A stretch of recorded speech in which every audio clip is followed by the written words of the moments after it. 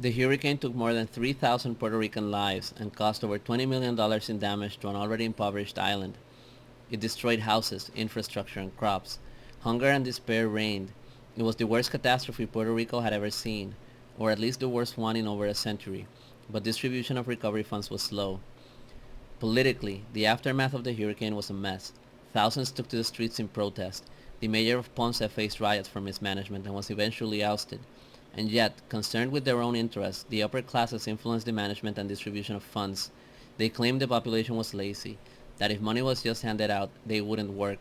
American officials, on the other hand, blamed rampant government corruption, incompetence, and bankruptcy for the poor handling of the situation. At the same time, politicians in the states used the crisis to bolster their public image by making a display of their altruistic efforts. Discourses that amounted to nothing more than the white man's burden were thrown around. Puerto Rico was in an economic recession. Wealthy Americans were already taking over land and industry before the hurricane. This natural disaster only served to exacerbate the crisis. Wages had been cut and people refused to work under such exploitation. Many fled the island to the States.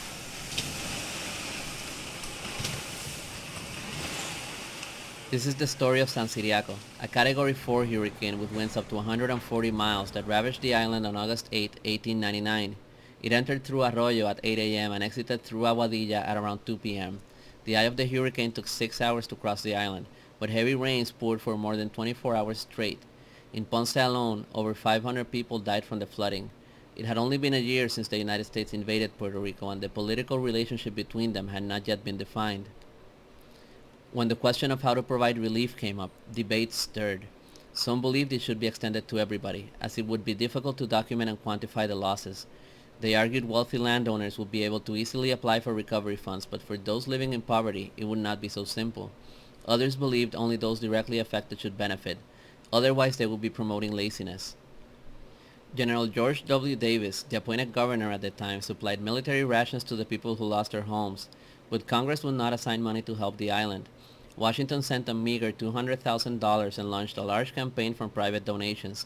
Companies, citizens, and volunteer organizations throughout the United States chipped in. The American media used the recovery efforts to portray their nation's expansionism as benign and humane at a time when they waged a bloody war against insurgents in the Philippines. Everything was complicated by the cultural and racial discrimination of the United States towards their newly acquired territories. Even the governor himself and many of his officials believed the Puerto Rican people were lazy and ignorant and had no interest in their own well-being. However, there were not many jobs available and the government did not have the capacity to generate opportunities. Meanwhile, the coffee crops were destroyed in the hurricane and it would take up to 5 years for the industry to recover. Medium and small plantation owners were the hardest hit, and Davis believed the solution to this crisis was to concentrate the agricultural sector in fewer hands and mechanize production. Those left without work would have to emigrate. While the population was accused of laziness, the ability to generate income was being stripped away. Control of recovery funds and supplies was handed to the upper classes to be distributed in exchange for labor. Wealthy landowners would hand a pound of food a day for every member of a family, but only to those who worked for them. Cost of living was through the roof and wages were low, but Davis refused to negotiate with workers for better terms.